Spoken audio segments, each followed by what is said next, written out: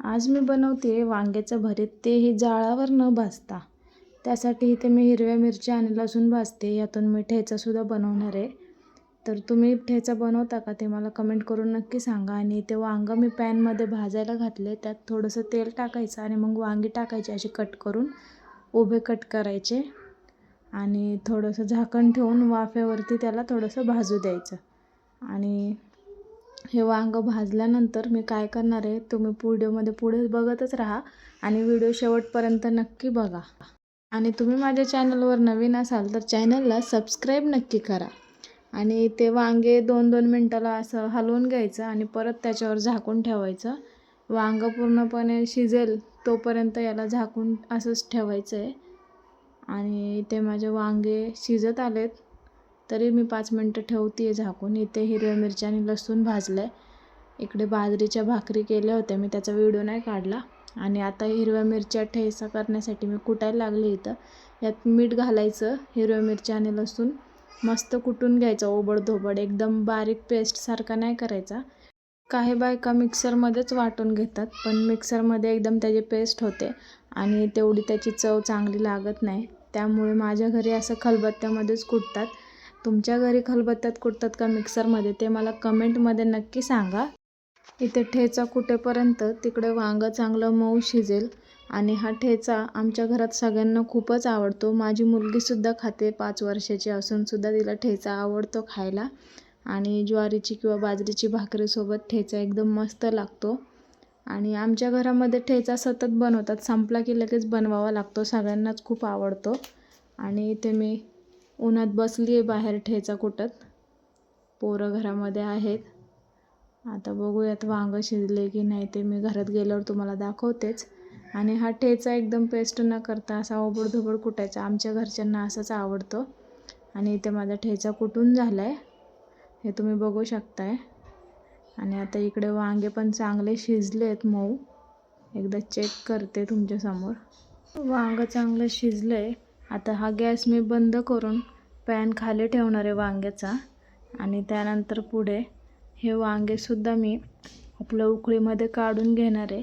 कोणी कोणी उकळी म्हणतं, कोण कोण खलबत्ता म्हणतं त्याला. तुमच्याकडे काय म्हणतात ते नक्की सांगा, मला आवडेल तुमच्या कमेंट वाचायला. आणि आता ह्या उकळीमधला ठेचा मी या डब्यात काढून घेते, कारण का ह्याच उकळीमध्ये मला आता हा भरताचं वांगं कुटायचं आहे. हा ठेचा आता डब्यात काढून घेते मी. व्हिडिओ काढायला थोडासा प्रॉब्लेम होतो आहे, कारण एका हाताने व्हिडिओ काढते मी आणि एका हाताने हा ठेचा बाहेर घेते वाटीत टाकण्यासाठी. तर थोडासा मला व्हिडिओ काढताना प्रॉब्लेम होतो आहे, पण ठीक आहे. मला रेसिपी दाखवायची होती म्हणून मी व्हिडिओ हा बनवलाच शेवटी. आणि हा व्हिडिओ तुम्हाला कसा वाटला ते कमेंट करून नक्की सांगा. व्हिडिओ आवडला असल्यास लाईक करा. आणि तुम्ही माझ्या चॅनलवर नवीन असाल तर चॅनलला सबस्क्राईब करा. आता इथे मी मीठ घालून घेतलं आहे आणि वांगे सगळे खलबत्त्यात काढून घेतलेत, म्हणजेच उकळीत. आणि थोडासा यात ठेचा पण घातला आहे. ठेच्यामुळं हे वांग्याचं भरीत एकदम मस्त लागतं, थोडंसं तिखट असं छान लागतं. त्यामुळे याच्यामध्ये ठेचा घालते मी. आणि ठेचा मीठ घालून हे वांग्याला चांगलं आता कुटून घ्यायचं आहे. जसं ठेचा कुटून घेतला तसंच ह्या वांग्यालासुद्धा कुटायचं आहे. हे वांगं मऊ शिजल्यामुळं याला जास्त वेळ लागत नाही कुटायला, मस्त मऊ होतं कुटून. त्यामुळे उकळीमध्ये मी ह्याला चांगलं कुटून घेते. आता तुम्ही बघू शकताय हे किती इझिली म्हणजे उकळीत हे होतं आहे, बारीक व्हायला लागलं आहे. आणि मला ही रेसिपी माझ्या सासूबाईंनी सांगितली आहे, शिकवली आहे. त्यामुळे मला असं वाटलं की मी माझ्या मैत्रिणींना किंवा यूट्यूबला जे कोणी माझे व्हिडिओ बघतील त्यांना शेअर करावी. कारण काही ठिकाणी आता गॅसवरती भाजल्यानंतर असं म्हणतात की आजार उद्भवतात वगैरे. तर त्यात तथ्य आहे की नाही मला पण नेमकं माहीत नाही. आणि त्यामुळे आम्ही गॅसवर किंवा चुलीत न भाजता हे अशा प्रकारे पॅनमध्ये वांगं भाजून घेतो मऊ असं. आणि मग उकळीमध्ये कुटून मीठ ठेचा घालून कुटून घेतो. लहान मुलांना जर खायचं असेल तर याच्यामध्ये ठेचा न घालता फक्त मीठच घाला. मिठातलं पण भरीत एकदम मस्त लागतं, खारं वांगा जसं लागतं तसंच लागतं. त्यामुळे तुमच्या घरात लहान मुलं असतील तर फक्त तुम्ही मिठाचा पण बनवू शकता.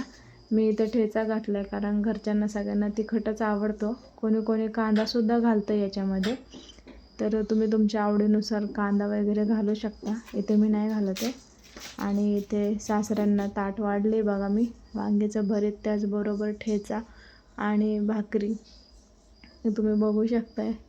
इथे आता भरीत पण एका डब्यात काढून घेते मी.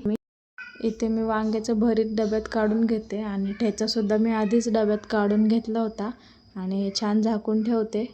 आणि हा व्हिडिओ आवडला असेल तर लाईक शेअर कमेंट नक्की करा आणि चॅनलला सबस्क्राईब करा.